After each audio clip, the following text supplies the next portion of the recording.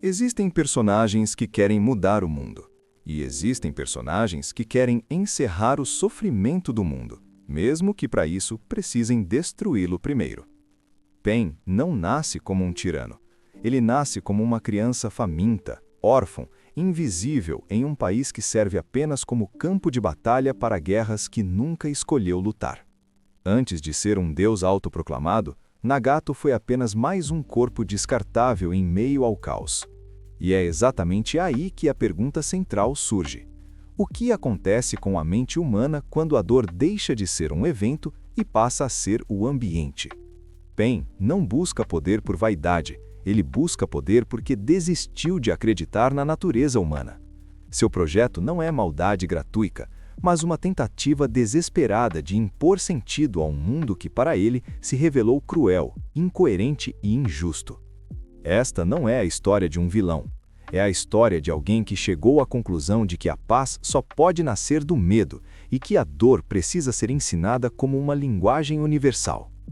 Ao analisar Pain, analisamos temas como trauma, niilismo, moralidade, poder, culpa, identidade fragmentada e a pergunta mais desconfortável de todas: até que ponto o sofrimento justifica a violência?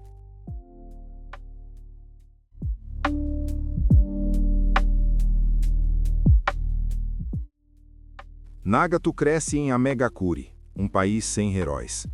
Um lugar onde a guerra não chega como exceção, mas como rotina. Na psicologia do desenvolvimento, sabe-se que crianças precisam de previsibilidade emocional para formar um senso mínimo de segurança interna. Nagato nunca teve isso. A morte de seus pais não é apenas um trauma isolado. Ela é o primeiro colapso da crença infantil de que o mundo pode ser justo. Freud explicava que quando um trauma não pode ser simbolizado, ele não é lembrado, ele é revivido. E Nagato passa a reviver a violência não como memória, mas como estrutura de mundo. A entrada de Jiraiya em sua vida cria algo raro: esperança.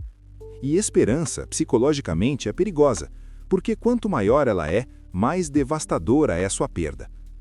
Yahiko se torna o eixo moral do grupo. Ele representa o idealismo puro, a crença de que a vontade humana pode superar a realidade. Nagato, por outro lado, observa, ele sente, ele absorve.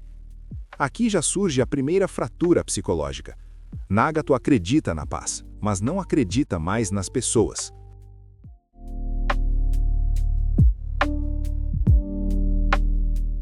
Nagato não se torna Pain quando decide destruir vilas. Ele se torna Pain no momento em que abandona a ideia de que o sofrimento é algo excepcional. Desde a infância, a dor não surge em sua vida como um evento isolado, mas como uma constante estrutural. Psicologicamente, isso é decisivo. Quando o trauma é pontual, o indivíduo tenta superá-lo. Quando ele é contínuo, o indivíduo passa a reorganizar sua visão de mundo em torno dele. A guerra não destrói apenas o corpo de Nagato, ela destrói algo muito mais sutil, a noção de previsibilidade moral. Ele aprende cedo que não existe relação estável entre ser bom e ser protegido, entre inocência e sobrevivência. Esse tipo de aprendizado gera o que a psicologia chama de desamparo aprendido, a sensação de que nenhuma ação individual é capaz de mudar o resultado final. É nesse estado que surge o primeiro conflito interno, profundo. Nagato deseja a paz, mas percebe que desejar não basta, e pior, percebe que aqueles que falam de paz normalmente o fazem de lugares seguros, distantes da lama onde crianças morrem sem explicação. Yahiko entra como contraponto psicológico. Ele representa aquilo que Viktor Frankl chamaria de sentido projetado, a capacidade de acreditar em um propósito futuro mesmo em meio ao caos. Yahiko acredita que a vontade humana pode reorganizar o mundo. Nagato acredita no máximo que o mundo pode ser contido. Essa diferença é sutil, mas crucial. Yahiko age movido por esperança. Nagato observa, movido por medo. Quando Yahiko morre, não é apenas uma perda afetiva, é a morte de uma hipótese. A hipótese de que a bondade sozinha pode vencer a realidade. A partir desse momento, a mente de Nagato passa por uma transformação típica de traumas extremos. Ele deixa de pensar em termos humanos e passa a pensar em termos sistêmicos. Aqui nasce PEN. Na psicologia do trauma, existe um fenômeno chamado dissociação funcional. Quando o sofrimento é grande demais para ser integrado à identidade, o indivíduo cria uma distância psíquica. PEN não é apenas um nome ou uma ideologia, é essa distância. É Nagato separando o eu que sente do eu que decide. Por isso ele não age diretamente, por isso ele se fragmenta em corpos. Cada caminho de PEN representa uma função psíquica: julgamento, punição, controle, vigilância, destruição. Nagato se torna o centro imóvel, quase morto, porque sentir se tornou insuportável. Carl Jung dizia que aquilo que não é integrado à consciência retorna como destino. Nagato reprime o ódio em nome da paz, mas ele retorna como doutrina. Ele reprime a impotência, mas ela retorna como desejo de poder absoluto. O poder para PEN não é prazer, é anestesia. Aqui entra a psicologia do poder. Indivíduos que passam longos períodos em extrema impotência tendem a desenvolver uma visão binária do mundo: controle total ou caos absoluto. Não existe meio termo. PEN não acredita em acordos, diálogos ou processos graduais, porque sua experiência ensinou que eles falham diante da violência real. É nesse ponto que sua filosofia se cristaliza: a dor como linguagem universal. Nietzsche afirmava que o homem suporta qualquer sofrimento desde que consiga justificá-lo. PEN não apenas justifica a dor, ele a transforma em método. Para ele, a paz não nasce da empatia, mas da memória do sofrimento. Quem sofreu não deseja repetir a dor. Quem não sofreu não entende suas consequências. Essa lógica não é irracional. Ela é fria, coerente e profundamente trágica.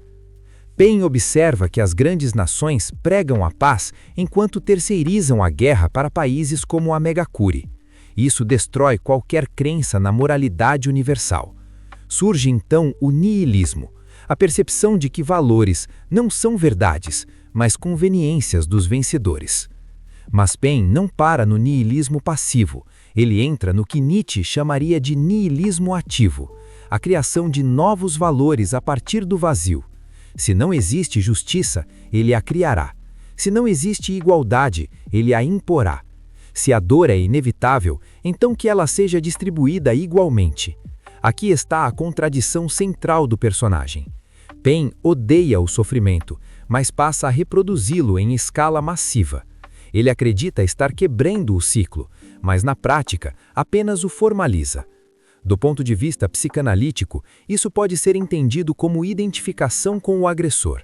Aquele que sofreu violência extrema, ao não conseguir elaborar o trauma, passa a ocupar o lugar de quem violenta, não por prazer, mas por controle.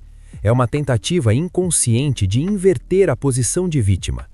Nagato não quer que o mundo sofra porque é cruel. Ele quer que o mundo sofra porque não confia mais na capacidade humana de aprender sem dor. A destruição de Konoha não é um ataque emocional, é um experimento moral. Ele deseja provar que até mesmo os mais seguros, os mais protegidos, só compreendem a dor quando ela os alcança diretamente.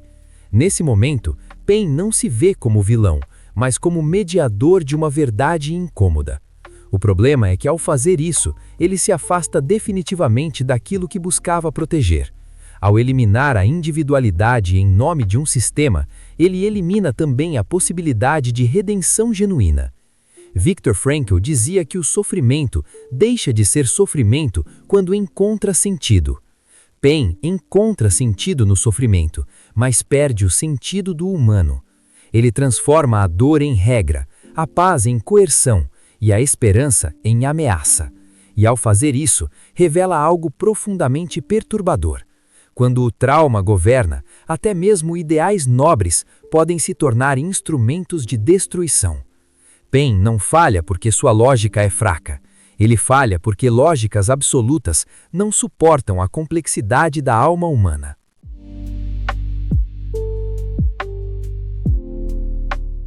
Pain é o retrato do que acontece quando a dor não encontra acolhimento, mas encontra ideologia.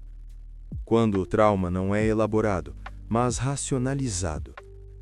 Ele não falhou por ser fraco, falhou porque tentou resolver um problema humano com uma solução absoluta. O mundo de Pain é coerente, lógico e desumano, porque ele esqueceu de algo essencial. A dor pode ensinar, mas nunca pode substituir a empatia. No fundo, Nagato não queria ser um deus.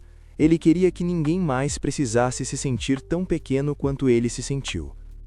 E talvez a pergunta mais incômoda dessa história não seja se Pain estava certo ou errado, mas quantas pessoas, hoje, também estão transformando sua dor em crença, sua frustração em moral e sua ferida em verdade absoluta. Porque Pain não nasce do nada. Ele nasce sempre que o sofrimento é ignorado por tempo demais. E enquanto o mundo continuar produzindo crianças que aprendem cedo demais que a vida é cruel, sempre haverá alguém disposto a ensinar a paz pela dor.